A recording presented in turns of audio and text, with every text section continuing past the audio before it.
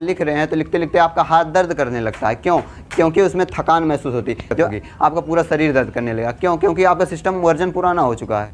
दिल का दौड़ा पड़ जाएगा, पंपिंग कर रहा है, यानी कि ये खून को पंपिंग कर रहा है 70 बार है, 70 से 72 बार, 70 से बढ़ के ये पहुंच जाए 90 to 100।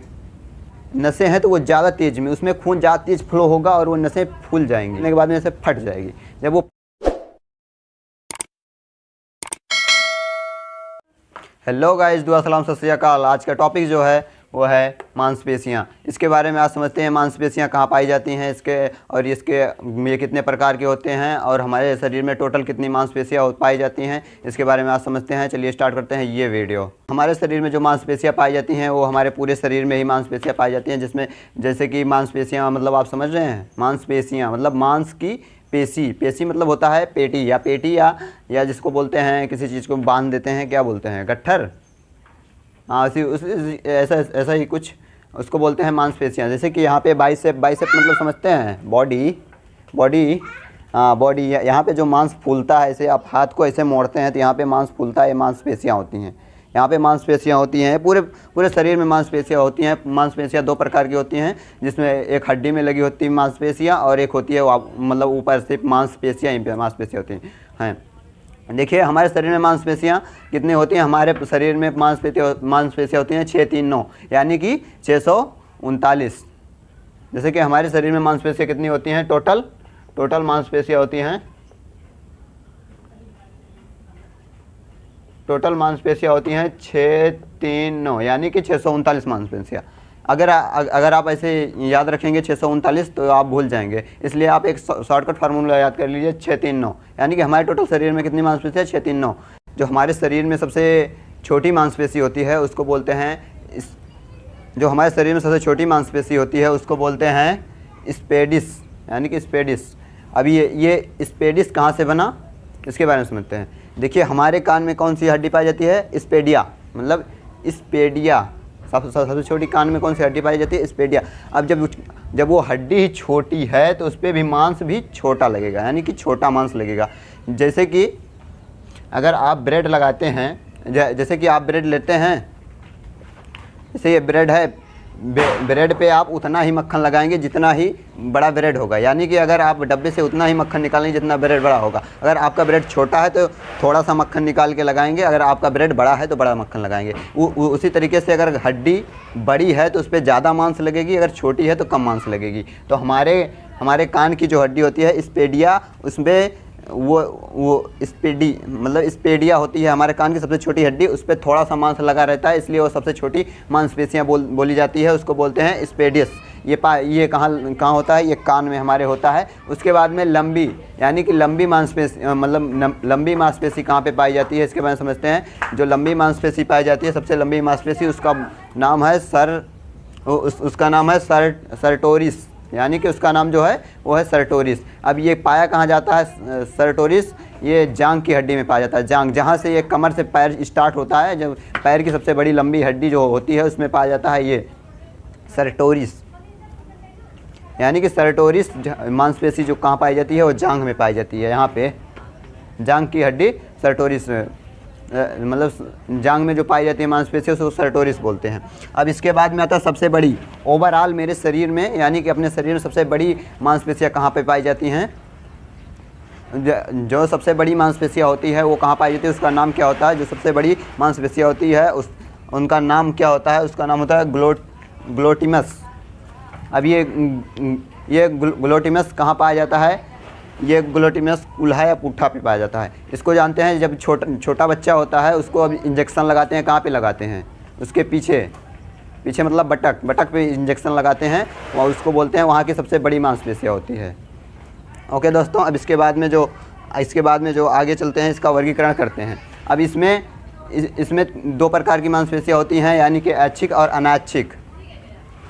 ओके, ये कितने प्रकार की होती हैं, ऐच्छिक एंड अनैच्छिक मांसपेशियाँ होती हैं, उसको दो भागों में डिवाइड किया गया है, ऐच्छिक और अनैच्छिक। अब ये जो ऐच्छिक मांसपेशियाँ होती हैं उसके बारे में समझते हैं। जो ऐच्छिक मांसपेशियाँ होती हैं ये किससे लगी होती हैं, हड्डी से लगी होती हैं, यानी कि ये किससे लगी होती है, हड्डी से।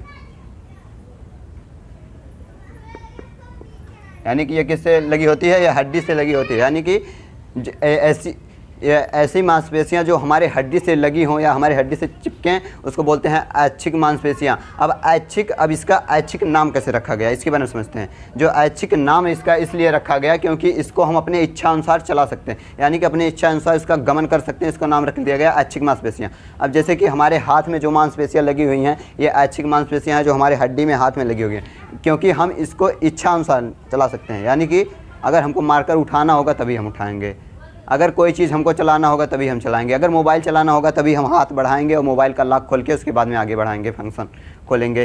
तो ये सब होती हैं। जैसे कि पैर हो गया, पैर अगर हम चाहेंगे चलना तभी चलेंगे, नहीं तो हम लेट जाएंगे। क्यों? क्योंकि ये हमारे माइंड से कंट्रोल हो रहा है, पैर, हाथ, ये सब। और हमारी जीभ अगर हम चाहेंगे तभी बोलेंगे, नहीं तो नहीं बोलेंगे। क्यों? क्योंकि ये ऐच्छिक है, हमारे माइंड से, न्यूरॉन सेल से कंट्रोल हो रहा है। यानी कि इसका जो कंट्रोल है वो न्यूरॉन सेल से, उसको बोलते हैं ऐच्छिक मांसपेशियाँ। अब ये देखिए, अगर आप जो ऐच्छिक मांसपेशियाँ होती हैं उसमें सबसे ज़्यादा थकान होती है, यानी कि कुछ समय तक वो कार्य करती हैं, उसके बाद थकान उसमें महसूस हो जाती है, समझे। अगर आप ज़्यादा पढ़ रहे हैं तो पढ़ते पढ़ते, या आप लिख रहे हैं तो लिखते लिखते आपका हाथ दर्द करने लगता है। क्यों? क्योंकि उसमें थकान महसूस होती है। जो ऐच्छिक मांसपेशियाँ होती हैं बड़ी जल्दी थक जाती हैं। ओके, अब इसमें समझते हैं थकान किस लिए, मतलब कैसे महसूस होती है, किस कारण से थकान महसूस होती है। देखिए, इसमें थकान किस कारण से महसूस होती है। थकान जो महसूस होती है वो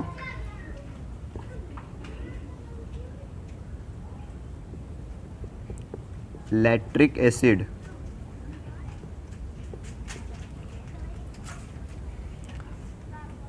जो हमारे मांसपेशियों में थकान, मतलब कि हमारे मांसपेशियों में थकान उत्पन्न होती है, वो किस लिए होती है, वो लैक्टिक एसिड के कारण। यानी कि लैक्टिक एसिड के कारण हमारे मांसपेशियों में थकान होती है। अब समझिए ये लैक्टिक एसिड क्या होता है और ये बनता कैसे है। जैसे कि हमारा ये हाथ कार्य कर रहा है तो इसमें हमारी मांसपेशियाँ यहाँ की कार्य कर रही हैं।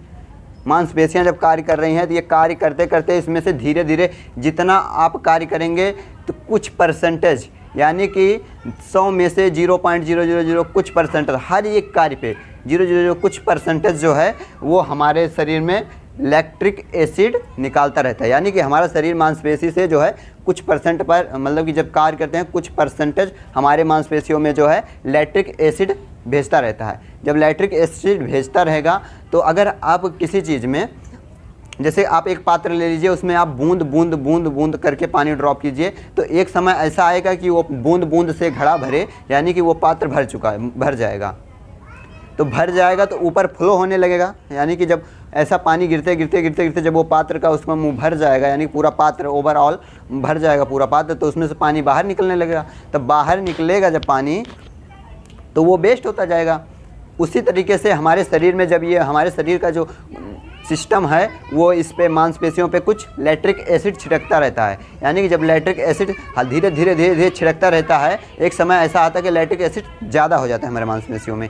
जब लैक्टिक एसिड ज़्यादा हो जाता है तो हमारी मांसपेशियों में एकदम थकावट सी महसूस होने लगती है।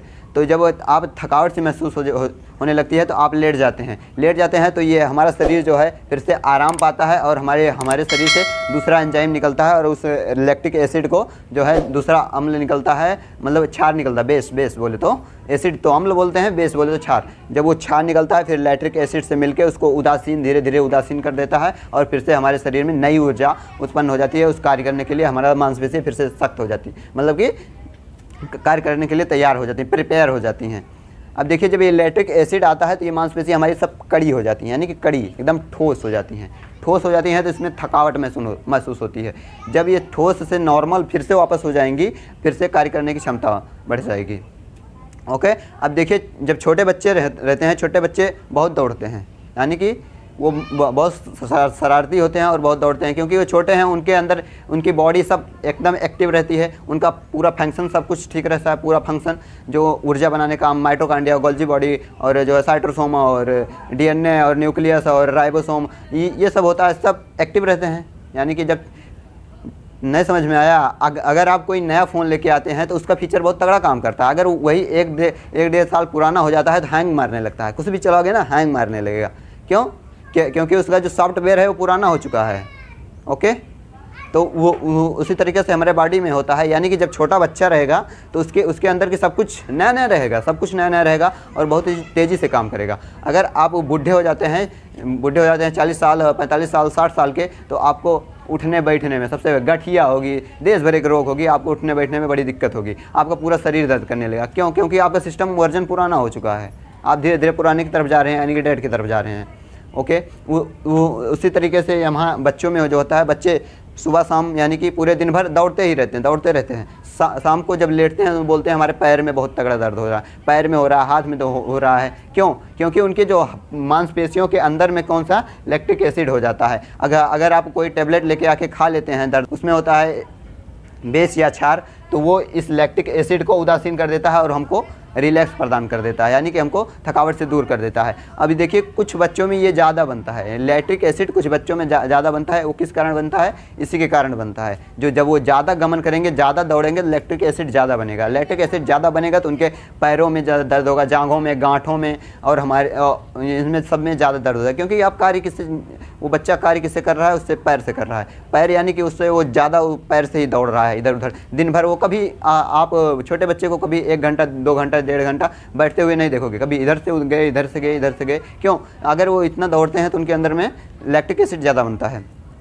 मैं ऐसा करता हूँ कि आपको समझ में आ गया होगा। अब देखिए इनका कार्य क्या होता है, यानी कि ये मांसपेशियों का कार्य क्या होता है। ये तो अभी मैंने बता दिया है कि ये मांसपेशियों का कार्य होता है अपने इच्छा के अनुसार किसी भी चीज़ को मूव कराना, यानी कि चलाना। जैसे हमारा पैर हो गया, इसको अपने हिसाब से चलाने का कार्य। अब कुछ होते हैं अनैच्छिक कार्य होता है। ऐसी अनैच्छिक मांसपेशियाँ होती हैं। अनैच्छिक बोले तो जिसमें आपकी कोई कंट्रोल नहीं रहेगा, यानी कि जिसका जो कार्य है वो परमानेंटली करता रहेगा। उसको रुकने के, अगर वो रुकेगा तो आप डेड हो जाएंगे। जैसे कि आपका दिल हो गया, दिल समझ रहे हैं, गुर्दा जो ब्लड को पंपिंग करता है, समझ रहे हैं, यानी कि यहाँ से वहाँ से ब्लड को भेजता है, वो कौन सी मांसपेशी से बना हुआ रहता है? अनैच्छिक। यानी कि उसका कार्य ही होता है कि आप फटाफट 1 मिनट में 72 बार पंपिंग करो तो करो। अगर आप पंपिंग नहीं करोगे, मतलब अगर वो पंपिंग करना बंद कर देगा तो आप डेड हो जाएंगे। अगर 72 बार से दिल जो होता है, अगर 72 बार से ज़्यादा पंपिंग करने लगा तो आपको दिल का दौरा पड़ जाएगा। अब देखिए दिल का दौरा कैसे पड़ता है, इसके बारे में समझते हैं। जैसे कि ये हमारा हो गया दिल यानी कि गुर्दा, हाँ दिल हो गया। दिल अब ये पंपिंग कर रहा है, यानी कि ये खून को पंपिंग कर रहा है। अगर इसकी नॉर्मल है 70 बार है, 70 से 72 बार। अगर यही जो इसकी दिल की धड़कन है, ये ब्लड पंपिंग करने की दर जो है 70 से 72 बार है, अगर यही ब्लड पंपिंग करने का दर 70 से 72 से बढ़ के ये पहुंच जाए 90 to 100, ओके, या इससे ऊपर, या इससे अधिक हो जाएगा, ये पंपिंग करने के दर जो है इससे अधिक होगा, तब क्या होगा? आपकी जो नसें हैं, यानी कि जब नसें हैं तो वो ज़्यादा तेज़ में, उसमें खून ज़्यादा तेज़ फ्लो होगा और वो नसें फूल जाएंगी तो फटने की ज़रूरत होती है। जैसे कि आप देखिए, आप किसी जब आप पानी चलाते हैं मतलब आप मोटर लगाते हैं, इंजन लगाते हैं, तो आप जब इंजन को स्टार्ट करते हैं और स्टार्ट करने के बाद उसमें पानी फ्लो हो रहा है, यानी कि पाइप से पानी जा रहा है। अगर आप पाइपिया को अगवा से ऐसे मोड़ देंगे, यानी कि पाइपिया को पूरा ऐसे बंद करके मोड़ के कस के पकड़ लेंगे, तो पाइपिया में जब पनिया जाएगा, इंजनवा तो अपना काम कर ही रहा है, पनिया फेंक ही रहा है, और उसमें पाइपिया में भरा रहा है, और अगवा से पनिया निकलने का जगह है नहीं, तो पाइपिया क्या होगा? ब्लास्ट होगा, फटेगा।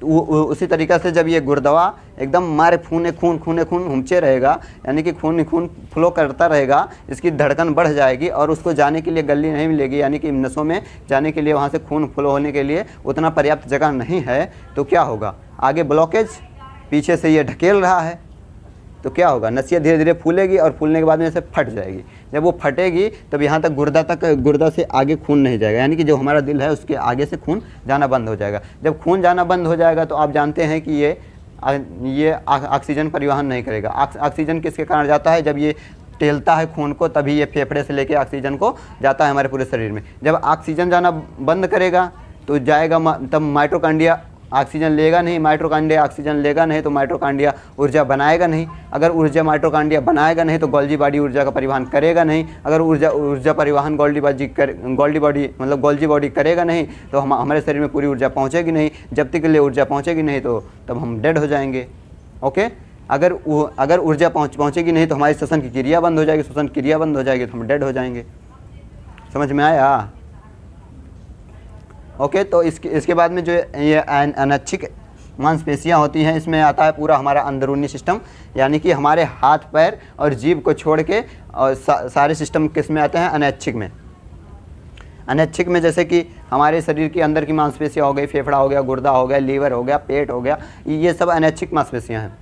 जैसे कि हमारे पेट में आप खाना खाएंगे, अगर आपने खाना खा लिया तो आपका काम ख़त्म, बस यहाँ मुँह तक लेके आए, कूचे, उसके बाद अंदर गया, तो वो अंदर की क्रिया कौन करेगा? सब पेट, आमाशय हो गया, ग्रासनली हो गया, और इसके बाद में छोटी आंत, बड़ी आंत, उसके बाद में आ जाएगा लास्ट वाला छोर। उसके देखिए, जब तक ले आप हाथ पे रखे हैं तब तक ले आप ऐच्छिक हैं, यानी कि आप फूड को हाथ पे रखे हैं। जैसे कि आप लोग बर्गर पिज़्ज़ा चाट बहुत खाते होंगे, जब तक ले आप बर्गर पिज़्ज़ा चाट को हथेली पर रखे हैं तब तक ले आप ऐच्छिक हैं। इसको खाएं या ना खाएं, जैसे वो बर्गर पिज़्ज़ा या चाट चाउमीन आपके मुंह के अंदर गया तो आपका काम यहीं तक था, मतलब ऐच्छिक यहीं तक था। उसके बाद में फिर जो है लीवर है, ग्रासनली है, और जो हमारे मुंह में है 3 जोड़ी ग्लैंड पाए जाते हैं। ग्लैंड अभी इसके बाद में पढ़ाया जाएगा। 3 जोड़ी ग्लैंड पाए जाते हैं जो कुछ एंजाइम का वो करते हैं, छिड़काव करते हैं, जिसके कारण हमारे भोजन को जो है विघटित किया जाता है और वो टूटता है।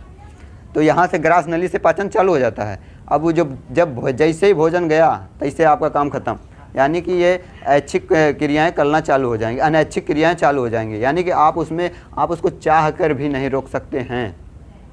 ओके, कि आप चाह कर रोक लें कि हाँ अभी हम खाना खाए हैं, अब क्रिया करना है 1.5 घंटा बाद इसको आप पचाना, तब तक ले हम पढ़ा लें, जो करना है कर लें, उसके बाद में आप पचाना, तब तक हम लेटेंगे तो पचाना आप तो नहीं। वो जैसे ही खाए उसका क्रिया चालू, काम चालू हो गया पचाने वचाने का।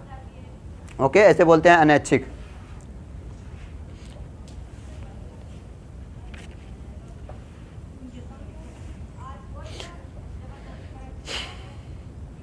अब ये अनैच्छिक जो होती हैं ये हमारे मांसपेशियों से नहीं लगी रहती हैं, यानी कि हमारी हड्डियों से नहीं लगी रहती हैं।